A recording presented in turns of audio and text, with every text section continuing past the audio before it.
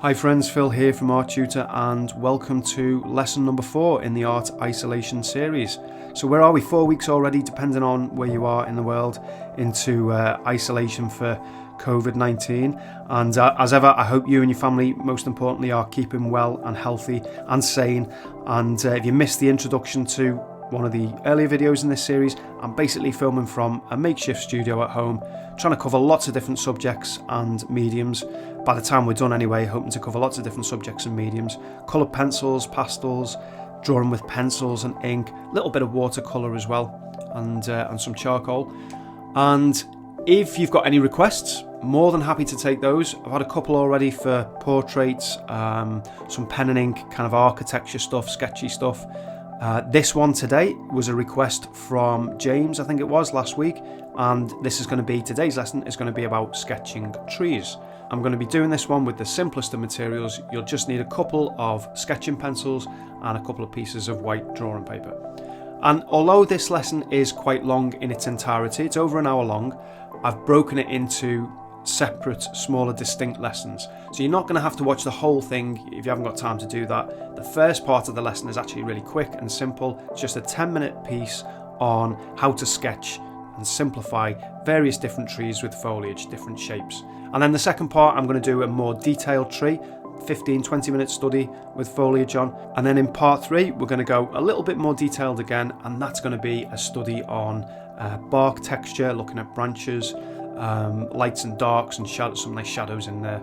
And the first part of that lesson focuses again on how to use some of the observational techniques that I've talked about in previous lessons so that you can draw with good proportion and good shape, something that you can then apply to any subject matter that you like. As ever, you'll find the reference photographs below the video, depending on where you're watching this. If it's YouTube, if it's on the blog or on the site, you'll find the reference photographs below.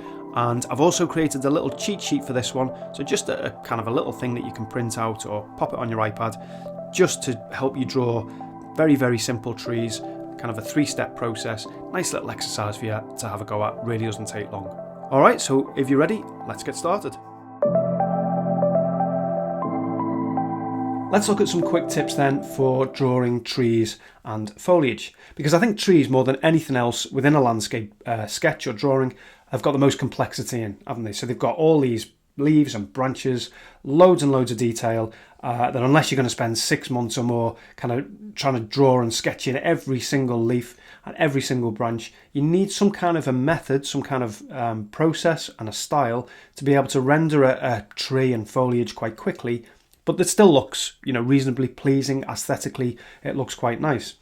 Now, essentially, what it involves is, surprise, surprise, if you've seen the other lessons, going back to those simple shapes and looking for the overall form and the overall shape first and getting that correct before you then move into a little bit more detail. So then, in terms of basic shapes, we've obviously got the first one, which is just a basic circle. And we could also then look at an oval. So an oval that way, an egg shape, an ellipse, or one that way. And then what else have we got? We've got a triangular shape or a cone shape.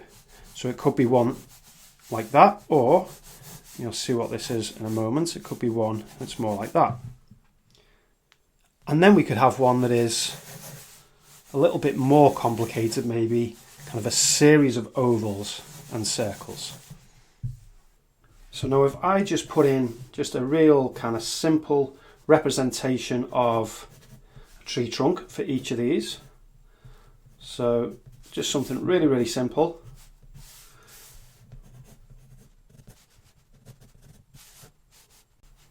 Maybe for this one, we could do it a bit of a thicker trunk. This could be, you'll see in a moment, this elongated ellipse, or an ellipse on its side would be maybe more of an oak tree. Something a bit more solid.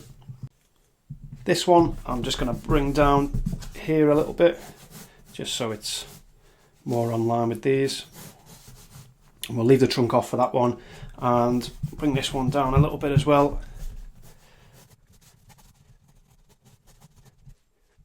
Alright, so very, very simple shapes, a circle, a couple of ovals, a couple of cones or triangles, and then a combination of circles and ovals there.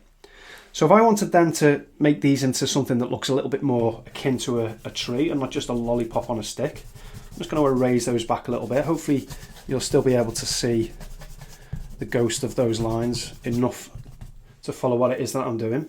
And then all I'm going to do for this first one is just move the pencil in any old, I'm not copying anything here, I'm just moving it in any old random fashion, approximately, you know, in that circular shape. Bring it down a bit around here, in here, and I'm just letting the pencil dance around so it's got a bit more of a tree-like shape to it. Same for this one. And then I'm just going to take it up a little bit here, so just taking it up there, can you see there as well? That's kind of quite indicative of trees. If you follow that as a general rule of thumb when you're drawing out your outline, it gives them a bit more of a believable shape. So we've got that shape. And then for this one, maybe this is an oak tree. So, you know, a kind of a broad, sprawling oak tree. Probably not left myself enough room, but you'll get the idea. Up and around over here, maybe something like this over here. This is more of a, I don't know if this is a poplar tree, is it, or a spruce tree?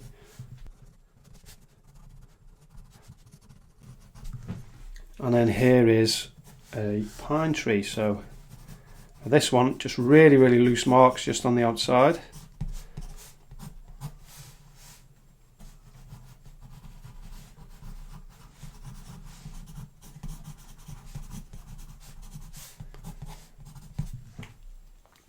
And then the last one, same again, but this one can have maybe some gaps within the tree. So some of the trunks and branches shown through the bigger branches.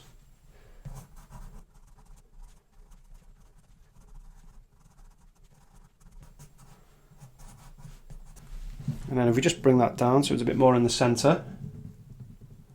There we go.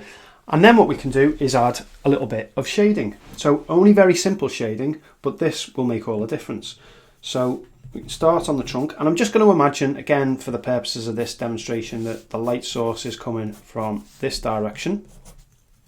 So you're going to get your shadow on the left-hand side, obviously.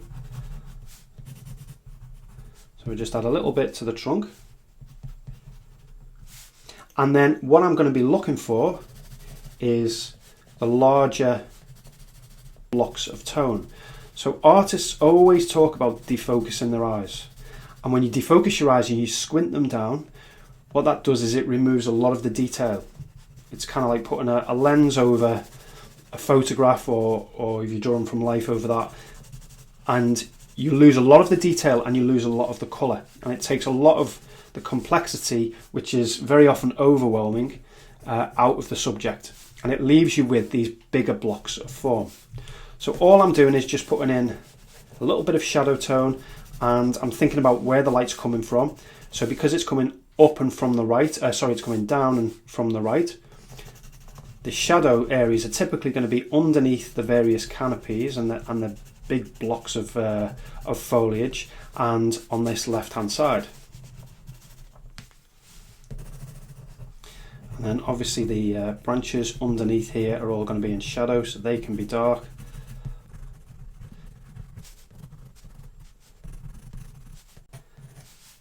And because that light is coming from here, we can just reduce this line here so that it's much softer.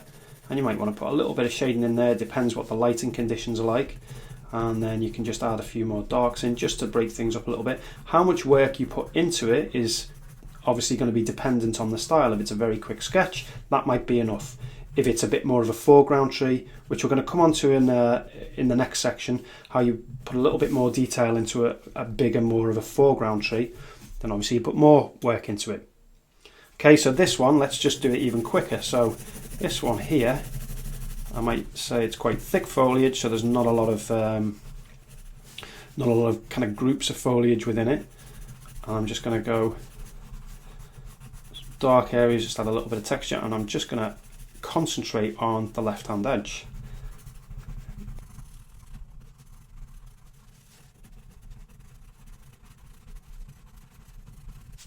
And that might be as much as it needs. and then we'll just do a little bit for the oak. So again, just looking at the different canopies within the body of the tree.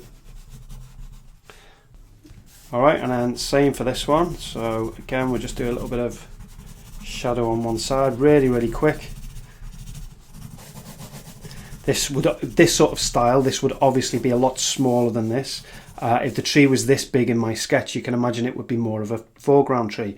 But if it was a background tree and it's kind of this size, and this is all I would be doing. Literally no more than that. And then for the fir tree, so here I'm just going to do hit and miss marks for the branch as it goes through, and it's covered by some of the branches and the leaves.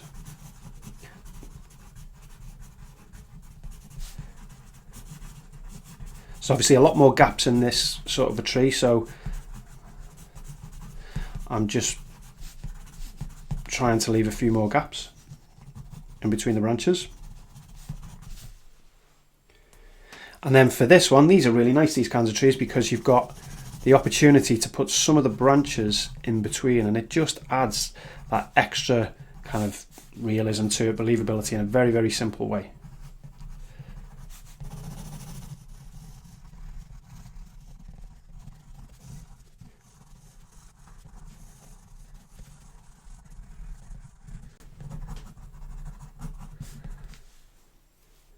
So what was that, maybe 2 or 3 minutes per tree, going from that simple basic shape, adding some squiggly lines to the outside to give it a bit more of an organic shape, and then adding a little bit of shading. And a tree this big is typically going to be a bit more of a feature, a bit more of a focal point within a sketch, and so we'd want to spend a little bit more work on that, which is what we'll come on to in a moment. And another little method, another little tip, if you want to get even quicker, is what a lot of artists will do, is just literally draw an outline for the canopy and then an indication of branches, and it really is just an indication of the major branches, and then just with the pencil, just in a kind of radial fashion, so moving around to give an indication of branches coming out. That's literally all they do. Now on its own, you know, that doesn't look much on its own, but if it's part of a, I don't know, bit of a landscape, let's put a simple little building in.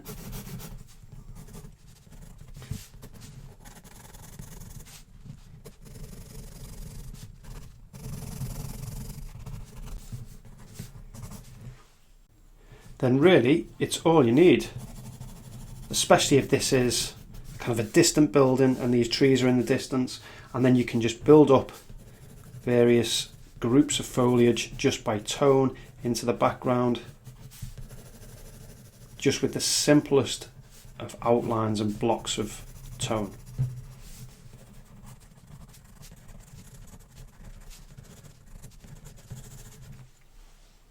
And then similarly, you might have kind of groups of smaller trees or bushes, hedges that you really haven't got any time to put in with any detail, and you just put them in as blocks of tone.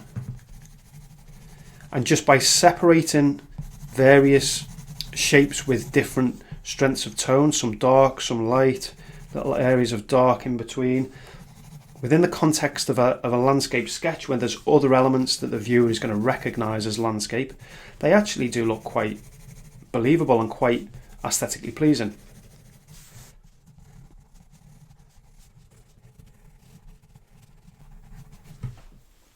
So this might be an area that's just off to one side of the landscape that's representing distant trees, distant clumps of foliage that are in the distance. Maybe you've got small buildings, small groups of buildings, whatever that landscape might be. So what I'll do then for you is I'll create a little kind of 3-step guide, just something you can print out or open up on your tablet, however you like to work, with just these different shapes on, these different tree shapes on. That one I'll do a little bit better, that hasn't worked out great, but different tree shapes on, and we'll do kind of one row with the basic shapes, and then the next row with little squiggly outlines, and then the final row with some shading on. And then what you can do is just copy them, copy the marks, copy the shapes. It'll be a nice little exercise for you to do. Shouldn't take any more than 10 or 15 minutes, and you'll get a good feel for how these different marks fit together to create these quite quick but reasonably pleasing tree shapes. Okay, so we'll get rid of this piece of paper now, and we'll do one of these trees again, this sort of size, but with a little bit more work in it, a little bit more shading, still going to be quick and relatively loose, but the kind of thing that you would do if you were doing a tree at this sort of size. So for this tree that we're going to do in a little bit more detail, I've gone and got a reference photograph. So this one is from Unsplash, literally the first one that I came to when I searched for tree on Unsplash. Not great lighting, so if you look at the tree trunk, it's kind of a solid dark tone all over. It would be nice if you've got one edge that's light. So maybe we can use artistic license and manufacture that a little bit, create a slightly different light source. But yeah, there's a fair amount of complexity in this, and we're going to have to simplify that by looking at kind of big basic shapes. So when you look at that photograph, what is the most obvious basic shape that you see? It's got to be a triangle, hasn't it, with kind of softened points to it, softened edges. So that's what we'll start with. So I'll just put it in nice and light, and I don't want to do it too big because I want to keep this relatively quick. Just putting in a little oval there, just out of habit, that just because that's what I saw straight away is like this big group here is an oval. Okay, and then what we can do is just put at this stage, a very rough indication of the trunk. So the trunk starts somewhere up here, and then I'm just looking at the big basic angles. And if you see again the way I'm holding the pencil, so if this is not a natural grip for you, if your natural grip is this, try and practice with this at every opportunity, especially for these sort of simpler, quicker sketches that don't really matter. If you don't get them perfect, have a go at this grip, because once you are comfortable with it, and it really doesn't take long, once you're comfortable with it, you'll find you use it a lot, especially for looser, quicker sketches. Got one coming off here.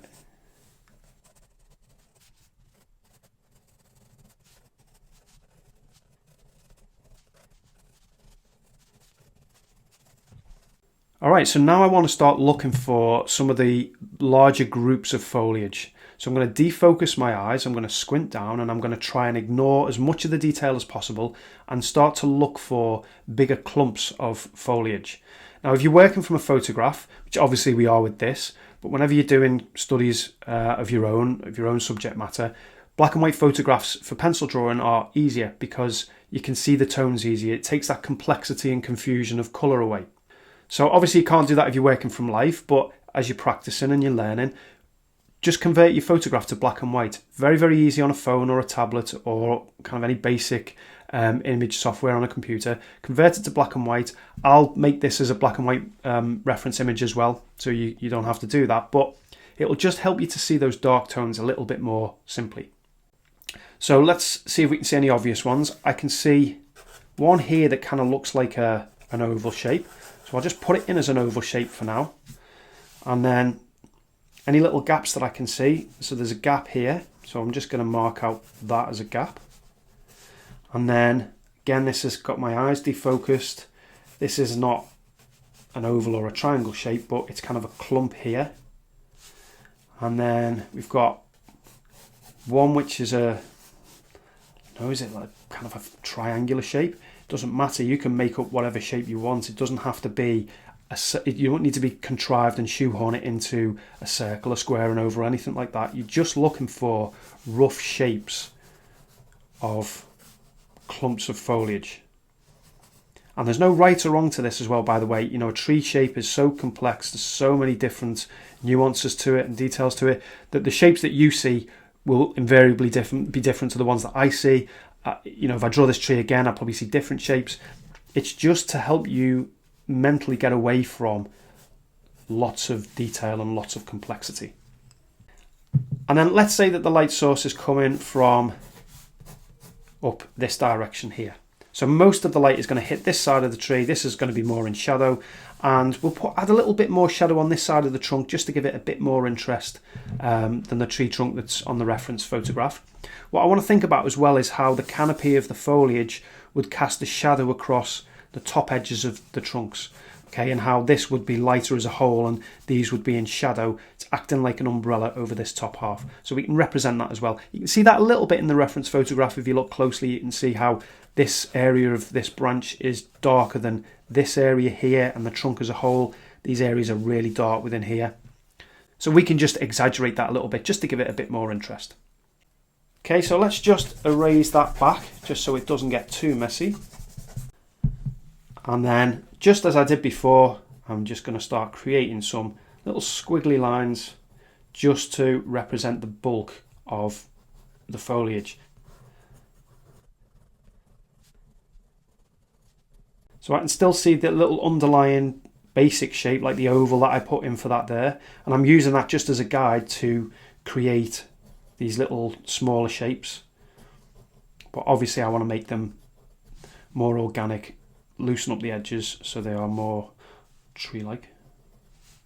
And then where else can I see a separation of light and shadow? See a little one around here, and then another little one jutting out. And again, it doesn't matter with a subject like this. It doesn't matter if you're really quite inaccurate. It's more the effort that counts. It's not like portraits where you've got to be really deadly accurate with the shapes and the marks that you make, the positions of those marks. Something like a tree and a landscape as a whole is really forgiving. Okay, so let's start to add a little bit of shading. So this side here, I'm just going to use diagonal shading. The mark making is entirely up to you. You might want to go straight down. You might want to do kind of squiggly lines or little circles. I just seem to always go for a diagonal line for some reason. And all I'm going to do is just try to shade within these little shapes that I've created. So rather than just going over the whole thing, I'm just going to try and separate each one individually with a little bit of a gap left between each one. So a little bit of a white line between each shape.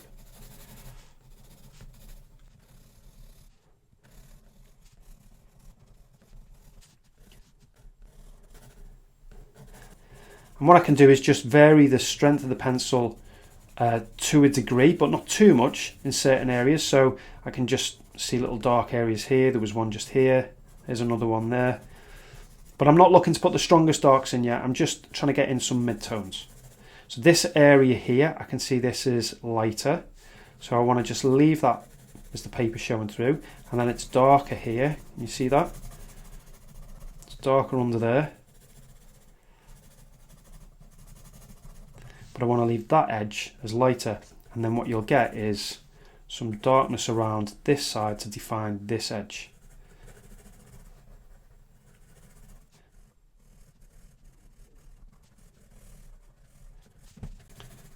So this stage is very much just about getting rid of the paper surface. This area around here is going to be lighter. There's a little gap there.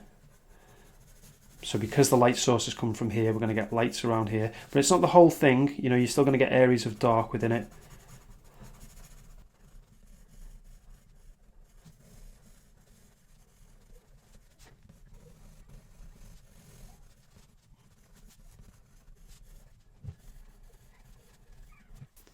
Okay, and then we definitely need more darks over this side, don't we? So I'm going to look for somewhere I can see them. But where there aren't any, I'm going to make them up. So I'm going to strengthen this side in particular because it's the furthest away from the light.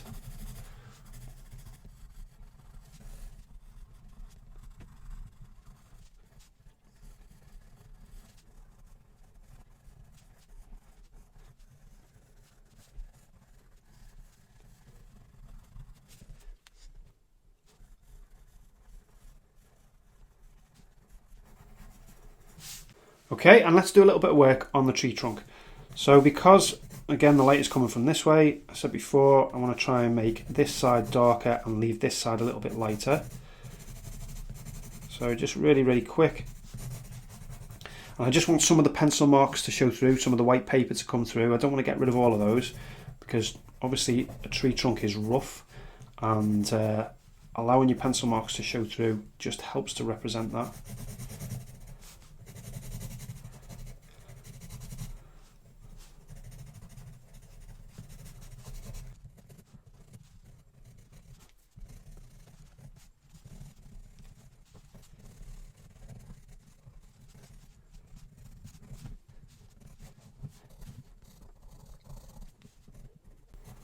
Start to put some of these branches in again now.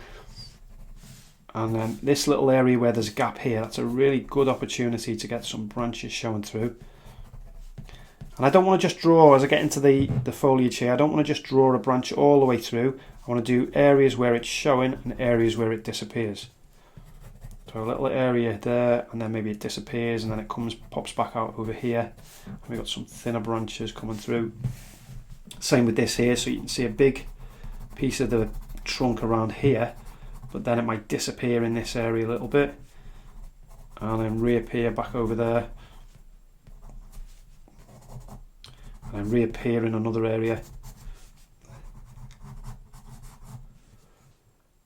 And then just a little bit more work, as much or as little as you want to, just to define some of these different areas, maybe bring up some more of the darks. I'm just going to add some hatching marks in now, so it adds a little bit of interest and a bit more of a style to the sketch. And as you're doing this as well, you might just want to add in a few little branches popping out, so maybe just a little bit of tone, and then something that represents a branch sticking out. There's a few on this side as well, but remember these are in the light, aren't they? So we want to do them a little bit lighter than maybe what you see in the reference photograph, if you've changed the lighting, that is. And then you just dot and dance the pencil around just to pick out a hint here and there of little individual leaves, just to break up the bigger shapes. It's literally just dots and dashes within, in and around the main structure of the tree.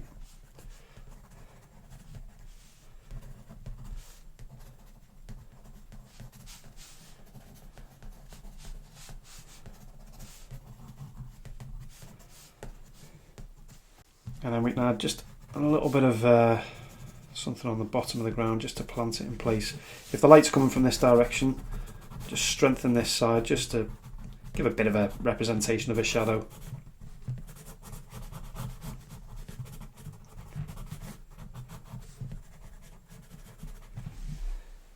Could we add some bushes or something around the bottom? Bit of foliage, just some of the things that I did before.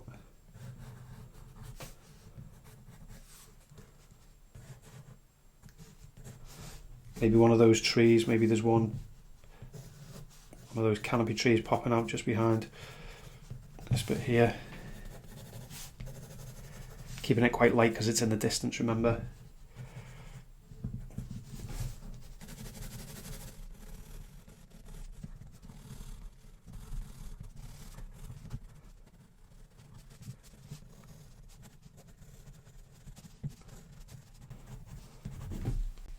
And I don't know if that works or not, probably not. I'm just making it up as I go along, but just to give you an idea that you can add a little bit of something representational of foliage and bushes down the bottom with very little work. Alright, so there's an example of a tree with a little bit more work in it, bigger than I intended to do it, to be honest, probably far bigger than you would ever do in a landscape sketch, unless it was the focal point. And if it was the focal point, then you might want to spend a bit more time on that, just a bit more care over observing the different shadow shapes. So let's have a go then at a more detailed study, put a little bit more work into this one. This is a really nice reference photo. I think this is from Unsplash and hasn't got the complexity of all the foliage, but there's lots of nice texture within there that we've got to figure out and simplify. And also what I love about this photo are the nice strong shadows. So shadows are an artist's best friend. It gives you a really good opportunity to create some nice strong form, that sense of 3 dimensions. And I think as well, this particular study is going to be another good opportunity to go through the techniques and the process of observing. So we're going to look at things like negative shapes. We're going to be making comparisons of various reference points and landmarks, because that more than anything else, you can apply to pretty much any subject matter that you can think of, you know, whether it's a figure study, a human figure study, or a still life, maybe even a portrait. So that's going to be the first part of this drawing. So some people call that the lay-in or the layout, the outline drawing, whatever you want to call that. And then the second part, we're going to look at blocking in the major shadows, making sure that we've got the underlying form correct, and then we can start looking at some nice detail. So for the materials, I've got regular sketching paper. This is just an artist's sketching pad. And then for the pencils, I'm going to be using a set by Staedtler, which is the Mars Lumograph Black. So this is a little set of 6. And they are graphite pencils, but they've just got a little bit more carbon in them. So the blacks are just a little bit blacker. And what I like about them is that they don't reflect the light. So what you very often get with graphite pencils, particularly with the strong darks, is you get this thing called graphite shine, where the light reflects off the graphite that's been burnished into the paper. And the darks don't appear darks, particularly at certain angles, because the light reflects off it. So that's the reason I'm going to be using this pencil. A little bit more difficult to erase. If you don't have them, any graphite pencils are fine. We're going to start with something like a H or a HB, and then for the darker tones we'll use a 2, 3 or 4B. So 2 or 3 pencils, that's all you need. And then I've got a trusty, well-used kneadable eraser. If you've only got a normal kind of plastic vinyl eraser, that's fine as well. So the first thing that I want to do, same as always, I want to get in those basic shapes and the major angles. And the first one that I can put in is going to be this one that just represents this trunk that's on the floor. So just a line to represent the angle. If you need some help judging the angle, just place your pencil over the reference photograph. That will help you see visually what that angle is. I always find it helpful to compare everything to a horizontal. So how much more of an angle is it compared to the horizontal at the bottom of your paper or the bottom of the photograph, bottom of your iPad, however you're referring to that reference. And so once you put your pencil on there, then just have a go, drawing it out, and then just make a comparison. Okay, you can always erase it and have another go. This is how you practice seeing these angles. Okay, and then for the tree, I don't want to put in all the curves and undulations yet. I just want just a very simple line just to give me the overall lean. Obviously it's leaning to the right, but I want to see how much is it leaning to the right. And then I've got this other kind of tree stump here, so I'm just going to put something in to represent that. And then we've got this branch here on the left. So what we can do is, if we carry the line on, how does this relate to this here? So if I take a line through there, you can see this from the reference, it about touches the top of this. So I can say that the actual branch is coming out around about this high up the tree. And this little shape here, okay, so this abstract shape here, just have a look at how that compares to your reference. It's an abstract shape, it's relatively easy to see. So it's this kind of block as a whole. We're going to come on to, in a moment, and look at the negative space, the negative shape, and I'll explain what that is if you're not sure, in between these two. But for now, just look at this as a block. And we're just looking at the height of it compared to the width, just to get an overall sort of proportion. And then what I could do as well is look at an angle here, across here, to get this right-hand branch in. So roughly, it's going to be something around about here. And I'm only making very light marks, I can erase these quite easily, but it's just to allow me to get in the major proportions so that I don't end up, off the top of the page, I can't fit something in here, or I end up with a branch that's way too far down and this one that's way too high up. It's just some very simple foundational marks to get everything in approximately, at this stage, approximately the right place. Okay, so now we can start bulking the tree out and moving away from these single lines. So let's put this side of the tree in. So again, I want to look at the angle, and this time I can compare it to the vertical, and I can see that it's not vertical, but it's only slightly off. And I can just judge that lean, and I'm just putting it in as a straight line. And then the other side, let's just take that as an angle, and there's a little bit more of a lean to that angle as the tree narrows. And then I'm going to put in just this little curve where the tree comes out. And now what I can do is look at this empty space here as a shape. So this empty space, this negative space, because it's an abstract shape, your brain isn't trying to convince you that it is anything in particular, and so it's easy to see that shape. So just putting in this little tree stump to the side, but what I'm looking at is this. I'm not looking at the tree stump, I'm not looking at the tree, I'm just looking at this space, and I want to try and get the shape of this space the same as what is on my reference. Remember that tip if you've seen the two previous lessons, or the one, sorry, on the tortoise and the lime wedge, where I talk about straight lines. So there's going to be lots of curves in this, but certainly at this stage, stick to straight lines, and you'll be able to judge the angles of those much more easily than if you try and recreate soft curves. So hopefully you can see this shape here. So that's the shape that I'm looking at there. And I'm just comparing that to the reference photograph. I think mine's a little bit too wide. It probably needs to be a bit narrower at this particular height, but it's not far off. It's acceptable for, you know, this particular study. It's not going to impact the study. If I was doing a figure study, a human figure study, looking at maybe the negative space between the torso and an arm, in between the legs, then obviously you've got to be much more accurate. Okay, so let's carry this on. So again, just a straight line. I'm not looking at a soft curve for that one. Just looking at the angle.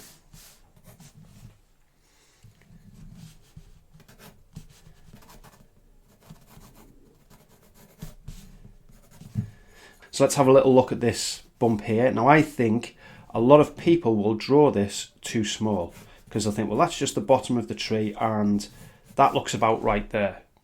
But this is a really good example, this entire study, of something called foreshortening. There's quite a lot of perspective going on because the photographer has taken it from almost a worm's eye view looking up into the tree. And what that means is that the parts of the tree at the bottom are going to be much bigger, are going to appear to be much bigger and much longer than the top of the tree, just because of the effects of perspective. So the way that we can check this is to just take, again, a reference, an angle up to the top of this. So I can see that the angle is, I just check that on my own reference, is relatively flat, something around there.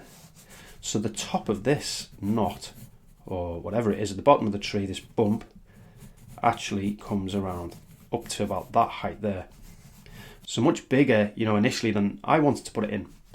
Okay, so we can also take the opportunity to look at this negative space in here to get this branch in. So again, I'm just going to put it in with some straight lines to begin with.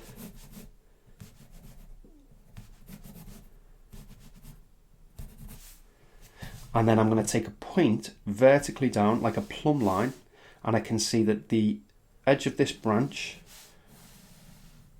comes down roughly to where this bit comes out. So I'm happy with this.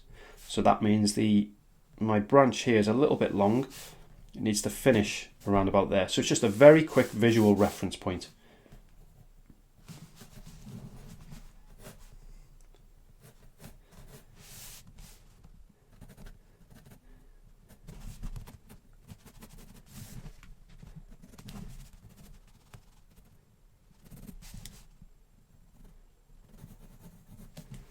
Okay, so I've put some marks in there and I'm not happy with those because this is far too wide a gap. Just looking at this negative space in here, can you see how that is far too wide a gap? So you can just erase that back, and I think probably just taking this out a bit too far, this branch here. So let's bring this into what I think this space should be, this negative space, the shape of that.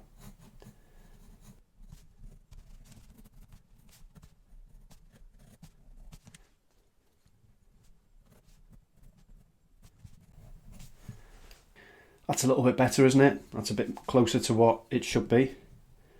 And then we've got the branch coming in here. And then we've got this little knot, little elbow, whatever it is, coming out of the tree. So that's just a little point of reference. Straight edges again, look. So I'm not trying to draw it all in as one curve. And then if I take a plumb line down from this point here, that's a little bit too far. So somewhere around there. Another little negative shape in here just to get this branch in, and I can also just look how it breaks that shape up. That's not quite the right shape, is it? You see how mine's too wide there, so I probably need to come in even more with this one. So just tidying up some of those construction marks that I put in. Once I'm happy with the overall shape, the lean of the tree, the various negative spaces, what I can then do is start to block in some of the shadow shapes. So this one round here, for example, you can see I've already started to block that in with the initial outline drawing. So we'll just refine that, and it's got a little bit of light on the top. So I'm just going to put this one in here. It's only a kind of a thin edge, but it's quite an important one. This one around here is a big shadow, isn't it? So let's get this one in. So we've got this strong shadow in this area here, but then this bit is in shadow as well. There's a bit of shadow there. If you defocus your eyes, you'll see that this is all kind of one big shape. This side is lighter and has got a bit more texture in, and this one's really strong shadow. So we'll mark both of those out. Same with this. So defocusing your eyes, this whole kind of trunk here, this whole area here is in shadow, but we've got a darker shadow along here. So I can just separate that one, and it goes into this kind of the elbow of that branch there. This little bit is in light, and then I've got a nice strong shadow here, and then another one up here. A little bit of light just on the edge of this branch here.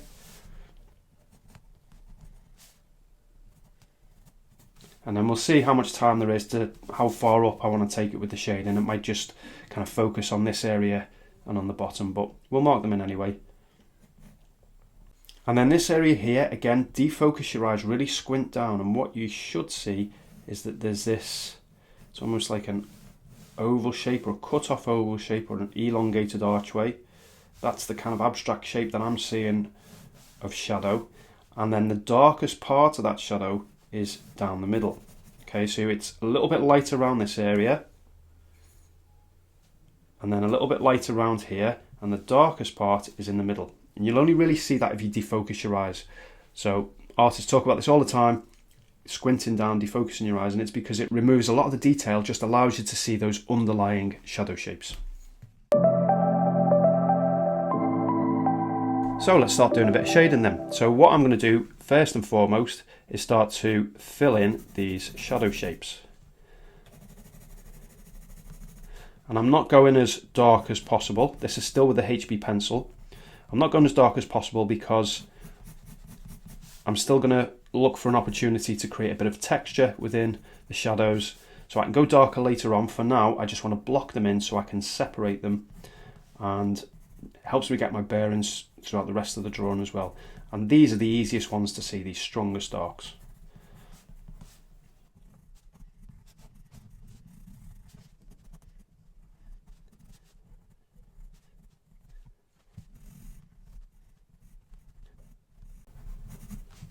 So there's a lot of complexity as you zoom in onto this and you start to look closer. There's a lot of complexity.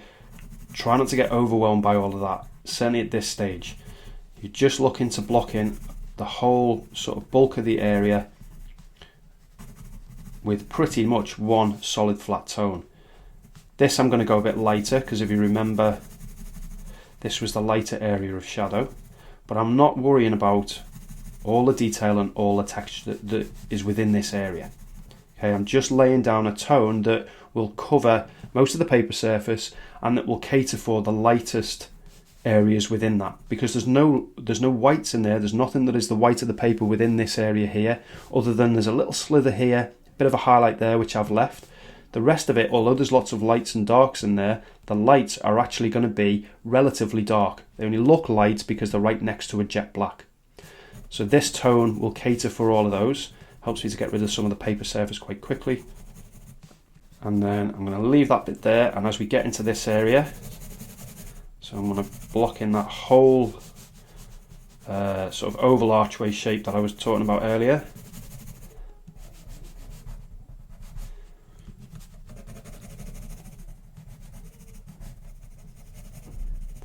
And then if you remember, it's darker down the middle. So just strengthen that.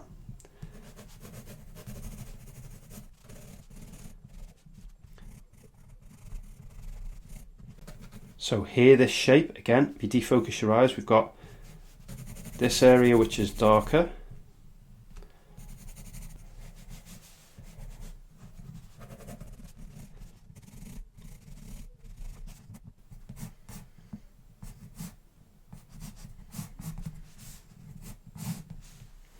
And then looking further up the tree, got a strong shadow here, which I forgot to mark in. But that's okay, it's only just to help you get your bearings. This whole branch here is pretty dark.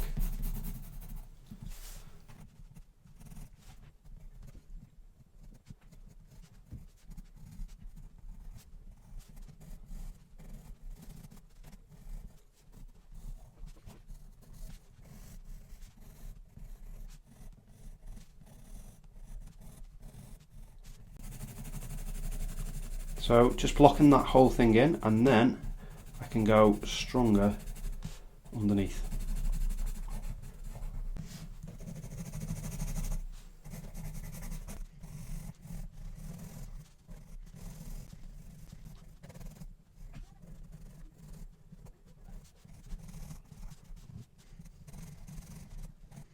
So the shading around this bit I'm just keeping a little bit looser, so you can see I'm just using these hatching marks towards the periphery of the drawing. I'm not sure how far I'm going to take it in terms of, you know, how far we're going to extend, whether I'll have time to do anything down here. But just for this bit here, just because it's on the periphery, I'm just making the marks a little bit looser, leaving them a bit looser, and then always tidy them up or refine them if needs be later on. But I might want to keep that quite loose. Okay, and now I'm going to switch to, that was all with the HB pencil. I'm going to switch to a 2B, could be a 3 or a 4B, doesn't matter. And I'm going to start to strengthen in some of these shadows, the darkest areas of these shadows. And just to leave a bit of texture in, I'm just going to use hatching marks for these. Some of these will get lost in the darkest areas, and that's totally fine.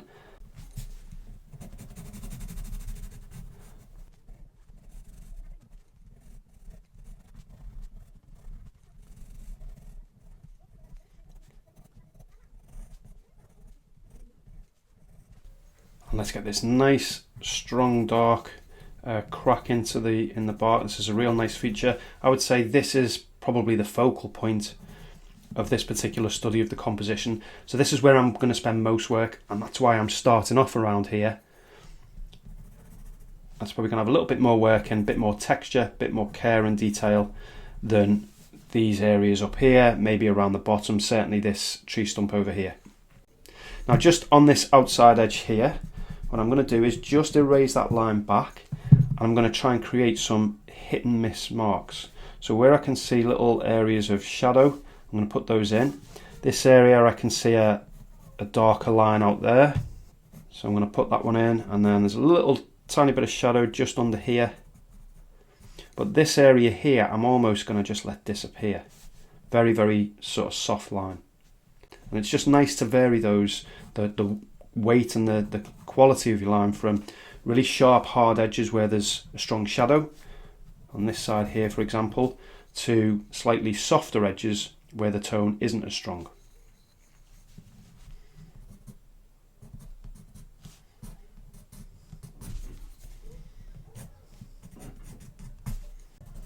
Just looking at some of the darks within here.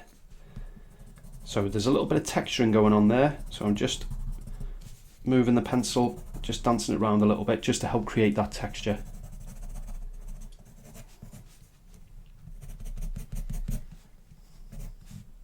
And then I can define this shape here. Rather than just draw a harsh outline for this, I can just see some darks and texture just coming up off the top of it, so we can use that to help create the edge rather than just a single sharp line. Again, it's nice to have some areas where there's a sharper, crisper line, and then other areas where you define things with blocks of tone, blocks of value. Little shape in here, don't know if you can see, that's just like a little sort of triangular shape. You just draw that in, a bit of hatching in there. There's one here as well, so we could do the same for that.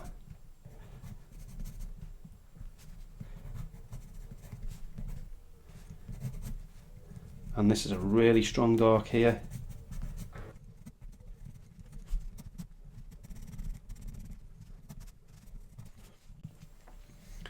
And then I've got a little tiny slither of, it's not a highlight, but it's a lighter mark just in there. So before I just erase anything out, I'm just going to put in a strong dark, because very often the tone that you've got down, it looks too light, but then when you put that strong dark in next to it, it suddenly is plenty light enough. So this needs to come up here.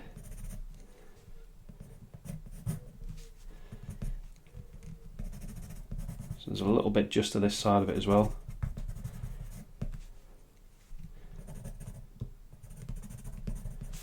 So I think that's actually okay. I don't think you need to erase that, and that again just proves a case in point that you can only really judge how light an area is or how dark an area is, particularly the lights when you've got the strongest darks next to it.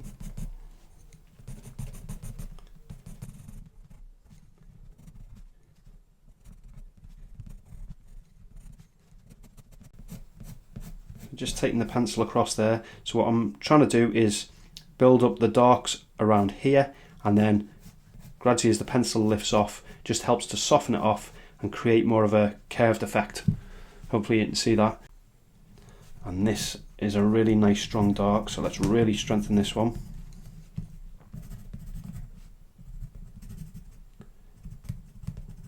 So I'm trying to dig the pencil in now as much as I can wherever I see these darks, but rather than digging it in the whole way along the line, I'm just trying to create little hit and miss effects. So I've got a little miss area there, little miss area there, stronger dark there, slightly lighter there, and you're just varying the weight and the quality of this line down here. It's only a small detail, but it's quite important to the overall effect. A little bit of dark patterning around here. Again, just digging the pencil in. Let's get some stronger darks in here. Really, really dark in this area.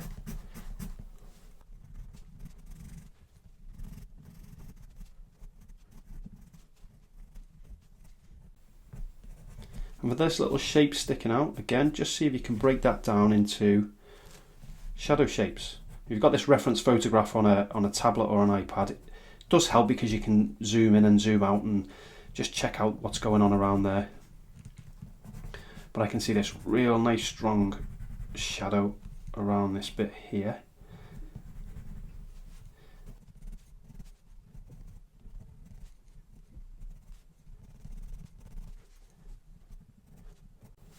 Little triangular pattern there. So this is a kind of a recurring theme. You're just looking all the time for little abstract shapes and patterns. And even with a study like this, where it's relatively quick, there's a looseness to it, it's not photorealistic, but even with something like this, my eyes are constantly flicking backwards and forwards. And just to give you an idea of how much, so I'm looking at the reference, drawing, looking at the reference, making a mark, looking at the reference, making a mark, looking at the reference. So it's literally every second.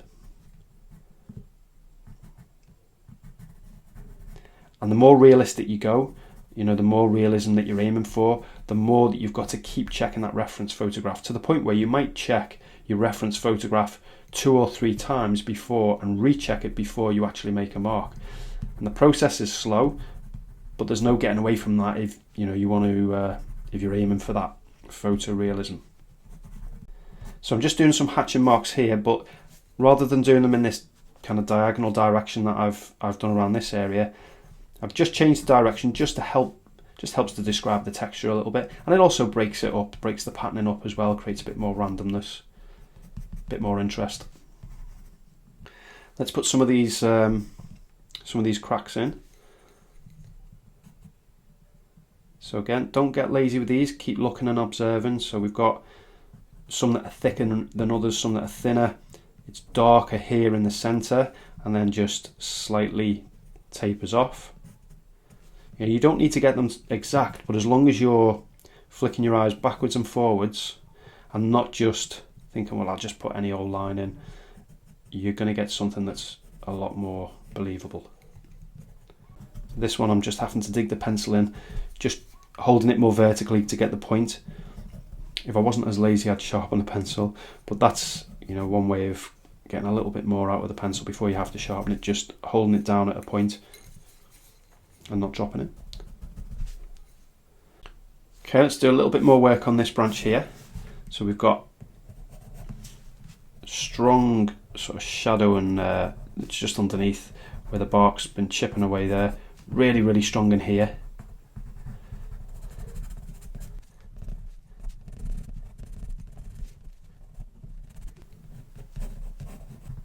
Now you see this shadow around here, so this is just a good little example of close observation. So the darkest part of the shadow is this area, and then this edge part here is still in shadow, but it's a softer shadow, it's a lighter shadow. So the darkest area is just down the centre there. And I'm not going to strengthen this particular shadow just because for this study I'm just going to allow it to soften off slightly as we move further away from the focal point, timing as well. If you want to carry that on, you can do. It's just exactly the same techniques. But it can be quite a nice effect, you know, to have areas that are in more detail, areas that are in less detail. That contrast in detail is stylistically I think is always quite nice. But entirely up to you. I'm going to go back to the HB and I'm just going to start adding a little bit of texture and detail. So this is just now starting to bring up some of the lighter mid-tones, just so I can reserve some of the lightest areas. There's not really any highlights on this, but areas that are lightest, I can just help to reserve those negatively by just adding in some softer tones just with this HB pencil. If I can get some hatching marks in as well, that'd be nice.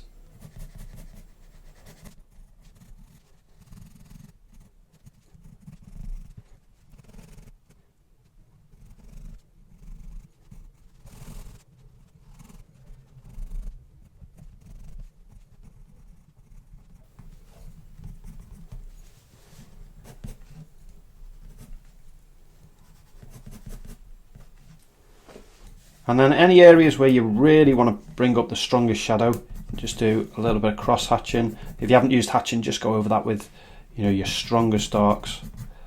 So this area is the strongest up here. This whole area around the focal point, or what I'm calling the focal point, is a real nice strong dark. Same for under this branch here, a little bit of cross hatching there.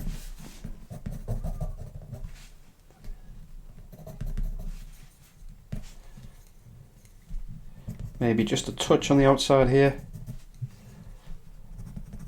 And then just with a 2 or a 4 or 3B, something like that, something with a nice sharp point, you can just tidy up some of the lines, some of the outside edges of these outer branches.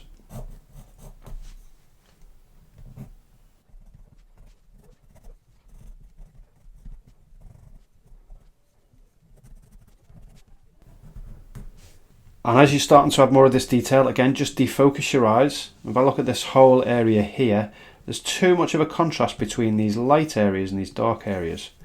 I just want to soften that off because effectively it's in shadow. And while there are these lighter areas, like I said before, they suddenly become too light when you put those strongest darks in. So you just want to reduce that down. I'm just doing that with a bit of hatching. You could do it with a different style of shading. The key is that you want to reduce that contrast down between the two, and just keep doing that until you step back a little bit, defocus your eyes. Does it need a bit more? Okay, and then I'm just going to do a little bit of work just on this outer tree stump here. I'm going to keep this quite quick though. Let's go on with a darker, so a 2 or 3B, 4B.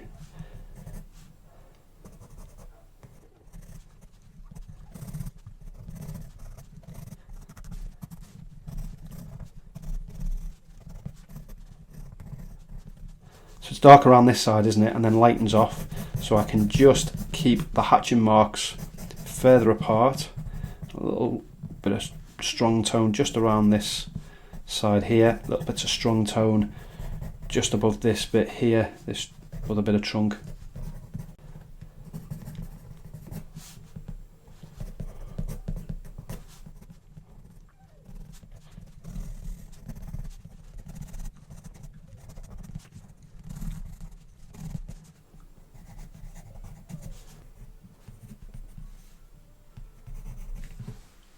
Alright, I'm going to leave it at that, I think, and I'm just going to erase this little bit down here because I'm not going to do any work on this tree trunk here. Maybe if there was more time I could put a little bit of something into that. But what about if we do maybe just a few little trees here? So just something in the background maybe just to cement it in place. So just looking for this basic arch shape, and then we've got a little group just here. Let's take this out a bit further. There's a little group here, and I think it'd be nice to put those in because they're a darker tone, darker value. And then little kind of outcrop in here. So what I'm going to do, just got the HB pencil here. It's going to help just to define this edge of the tree as well. So I'll just put in some of the major branches that I can see. So just taking the pencil up, trying to think like a branch, and you know, create those jagged edges. Obviously we're not going to put all of them in, just put the biggest ones in that I can see, approximately.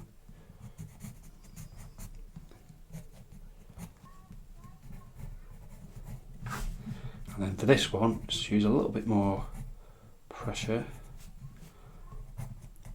Slightly thicker foliage as well, which is why it's darker.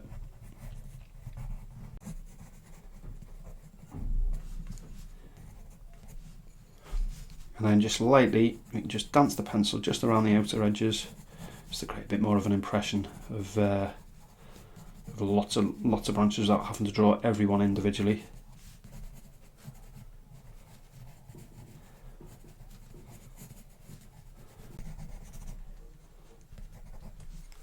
So have a go with this one. The drawing out process is really good practice for your observational skills in terms of making those references, looking at plumb lines, certainly looking at negative spaces. This is a really good habit to get into, and this is a nice little study to do this. So even if you don't spend much time on the shading, have a go at drawing it out from scratch and try and draw it out quite accurately. Even though it doesn't matter for a tree, use it as good practice. And then block in your shadow shapes and try not to get difficult, but try not to get overwhelmed by all the different complexity within the detail of the bark. Just defocus your eyes and look for the big blocks of shadow. Block those in lighter initially, so don't go as dark as the darkest part of the shadow. Only go as dark as the lightest bits within the shadow that you can see, because then you can bring up the darker areas of the shadow later on.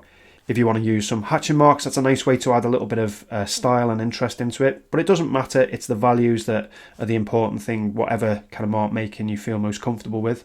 And then once you've blocked those shadow areas in, you can then strengthen areas within the shadow with a softer pencil, a 3B, a 4B, or whatever you have available. And if needs be, if you've got a kneadable eraser, you can tear little bits off, and if you need to, you can pick out little bits. You won't get back to the paper surface, but that's not what you want. Within the shadow area, the lights within, or the lighter areas within a shadow area are actually still going to be quite dark, a lot darker than what you think. And again, defocus your eyes and have a look for the contrast between the lighter areas and the darker areas in your drawing and in the reference photograph. And what you'll very often find is that you've got too much contrast, too much difference between the lighter bits of shadow and the darker bits of shadow. They actually should be quite muted. And then once you've got those shadows in, you can go back with a firmer pencil, maybe a HB, and start to just soften off some of the lighter areas. Start adding in a little bit of texture, some of the cracks in there, maybe dancing the pencil around just to represent some of the bark roughness and texture. What I'll do is I'll provide the colour version and a black and white version of the reference photograph. So if you want to have a go with this in colour, with, I don't know, colour pencils, I think would be quite nice, or if you're a painter with acrylics or whatever it may be, you can work from the coloured version. But if you're going to work in pencil, it's very much easier to work from a black and white reference because it takes that complexity of colour away. Alright, so I'm going to have a look for the next lesson now. We'll do something on portraits. There's been a request for portraits.